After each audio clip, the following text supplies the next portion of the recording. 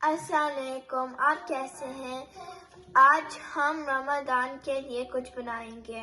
हम chicken drum sticks बनाएंगे। ये रेसिपी के लिए एक लेमन का जूस चाहिए, 2 टीस्पून लहसुन अदरक का पेस्ट, 1 टीस्पून नमक, 1/2 टीस्पून काली मिर्च, 1/2 टीस्पून चाट मसाला, 1/2 टीस्पून शान का चिकन टिक्का मसाला। हम अब मैरिनेट करेंगे, सब चीज़ें इसमें रखेंगे।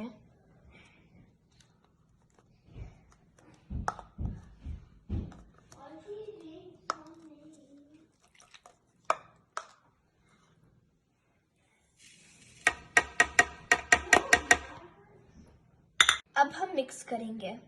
अब हमने मिक्स कर लिया है, हाफ एन आवर के लिए मैरिनेट के लिए रखेंगे। अब हम इसको कवर करके 350 डिग्रीज पर बेक करेंगे 45 मिनट्स के लिए। हमारा चिकन रेडी हो गया। अब हमने डिश आउट कर लिया। अगर आपको ये रेसिपी अच्छी लगी है फिर लाइक, शेयर और सब्सक्राइब करें हमारे चैनल पे। अल्लाह हाफिज़।